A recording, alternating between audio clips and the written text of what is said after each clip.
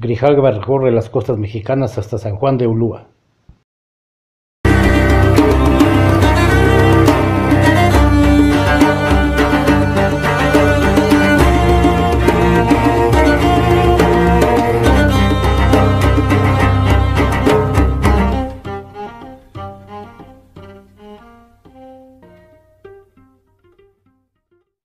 Y vueltos a embarcar,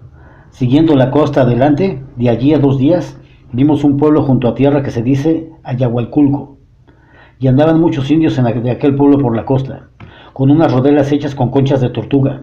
que relumbraban con el sol que daba en ellas, y algunos de nuestros soldados porfiaban que era de oro bajo.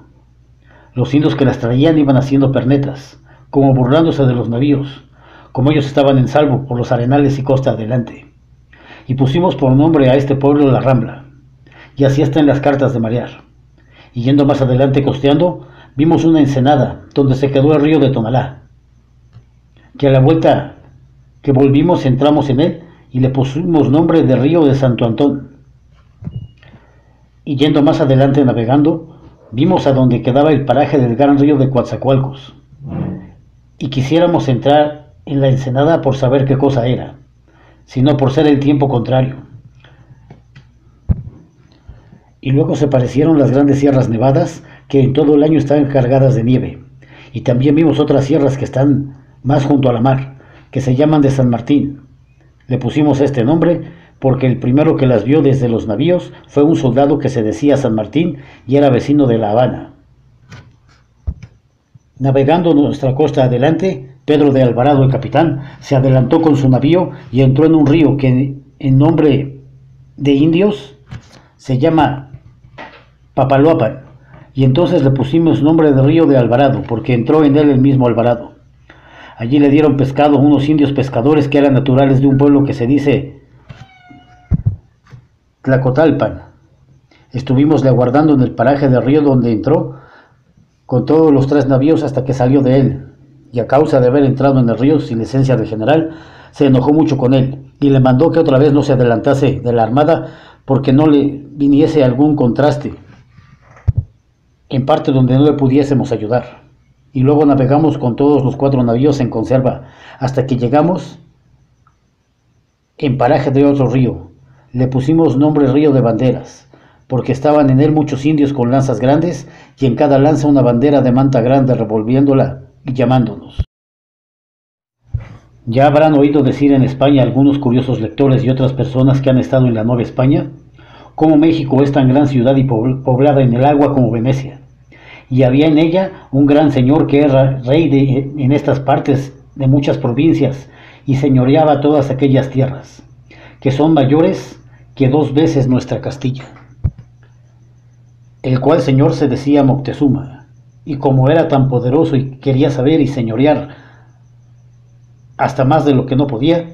y como tuvo noticia de la primera vez que venimos con Francisco Hernández de Córdoba, lo que nos acaeció en la batalla de Cotoche y en la de Champotón, y ahora de este viaje con los mismos de Champotón, y supo que siendo nosotros pocos soldados, y los de aquel pueblo y muchos otros confederados que se juntaron con ellos, les desbaratamos, y como entramos en el río de Tabasco, y lo que en él pasamos con los caciques de aquel pueblo. En fin,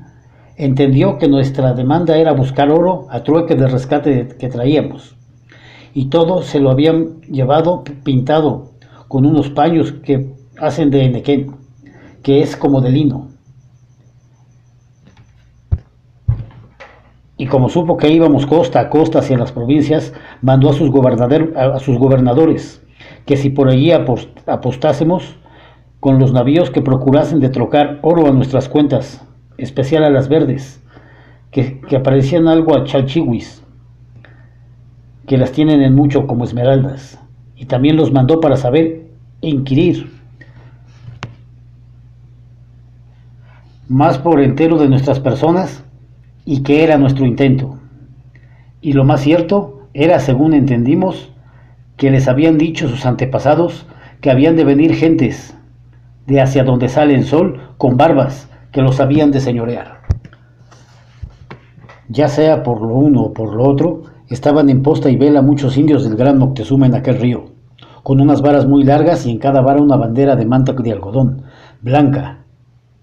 enarbolándolas y llamándonos, como que parecían eran señal de paz, que fuésemos a donde estaban. Y desde que vimos, desde los navíos, cosas tan nuevas nos admiramos, y para saber qué podían ser, fue acordado por el general con todos los demás capitanes que echásemos 2 bateles en el agua y que saltasen en ellos todos los ballesteros y escopeteros y 20 soldados de los más sueltos y prestos, y que Francisco de Montejo fuese con nosotros, y que si viésemos que era gente de guerra, los que estaban con las banderas que de presto se lo hicimos saber, u otra cualquier cosa que fuese. Y en aquella sazón quiso Dios que hacía bonanza en aquella costa, las cual pocas veces suele acaecer, y como llegamos a tierra, hallamos 3 caciques, que el uno de ellos era el gobernador de Moctezuma, y muchos indios a su servicio, y tenían allí gallinas de la tierra, y pan de maíz de los que ellos suelen comer, y frutas que eran piñas y zapotes, y que en otras partes a estos zapotes les llaman mameyes, y estaban debajo de una sombra de árboles, y puestas esferas en el suelo. Y por señas nos mandaron sentar, porque Julianillo, el de Punta de Cotoche, no entendía aquella lengua que es mexicana. Y luego nos trajeron braseros de barro con ascuas y nos ahumaron con una como resina, llamada copal. El capitán Montejo hizo saber todo lo aquí memorado al general, y como lo supo acordó de surgir con todos los navíos. Saltó en tierra con los capitanes y soldados, y desde que aquellos caciques y gobernaderos le vieron en tierra y entendieron que era el capitán general de todos, a su usanza le hicieron gran acato, y él les hizo muchas quiricias, y les mandó dar diamantes azules y cuentas verdes. Y por señas les dijo que trajesen oro a tocar a nuestros rescates, lo cual el indio gobernador mandó a sus indios que de todos los pueblos comarcanos trajesen de las joyas de oro que tenían a rescate. Y en 6 días que allí estuvimos trajeron más de 10 y 6,000 pesos en joyezuelas de oro bajo. Y esto debe haber sido lo que dicen los cronistas Gómara, Illescas y Jobío que dieron en Tabasco. Y así lo escriben como si fuera verdad. Porque vista cosa es que la provincia del río Grijalva ni todos sus alrededores no hay oro, sino pocas joyas de sus antepasados. Y es que tomamos posesión en aquella tierra por su majestad. Y después de esto, habló el general a los indios diciendo que se querían embarcar, y les dio camisas de Castilla. Y de allí tomamos un indio que llevamos en los navíos, el cual después entendió nuestra lengua, se volvió cristiano y se llamó Francisco. Y después le vi casado con una india. Y pues como vio el general que no traían más oro que rescatar, y hacía 6 días que estábamos allí, los navíos corrían riesgo por ser travesía el norte y nordeste, nos mandó embarcar. Y corriendo la costa adelante vimos una isleta que bañaba la mar, y tenía la arena blanca, y estaba al parecer obra de 3 leguas de tierra, y pusimosle nombre de Isla Blanca. Y así está en las cartas de marear. Y no muy lejos vimos otra isla que tenía muchos árboles verdes y estaba en la costa 4 leguas.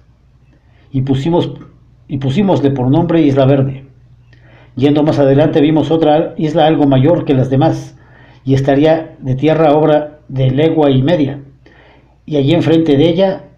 había buen surgidero. Y mandó el general que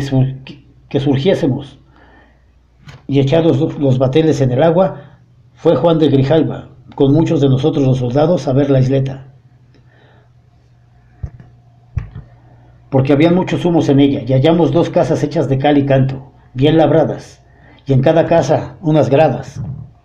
porque por donde subían a unos como altares, y en aquellos altares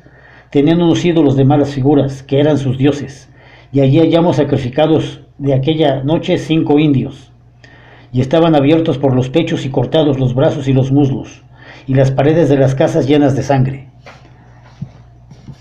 De todo lo cual nos admiramos en gran manera, y pusimos nombre a esta isla, Isleta de Sacrificios. Y así está en las cartas de marear. Y allí enfrente de aquella isla saltamos todos en tierra, y en unos arenales grandes que hay allí, a donde hicimos ranchos y chozas con rama y con las velas de los navíos.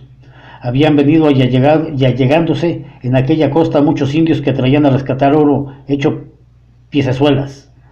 y como el río de banderas,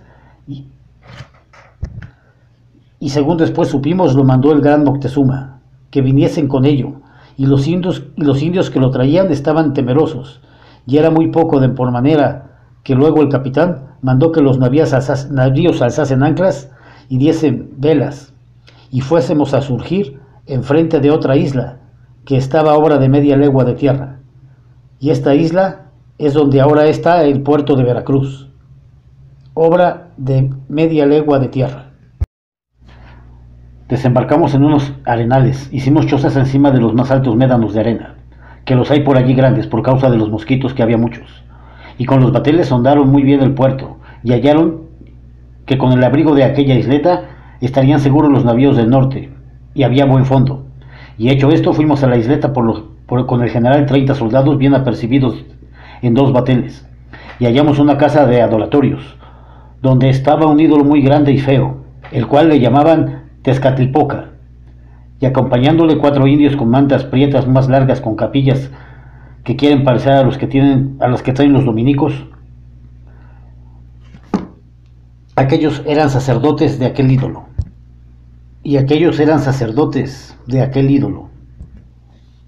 y tenían sacrificados de aquel día 2 muchachos,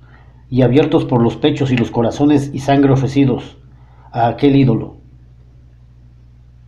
Y aquellos sacerdotes nos venían a sahumar con lo que sahumaron a su Tezcatlipoca,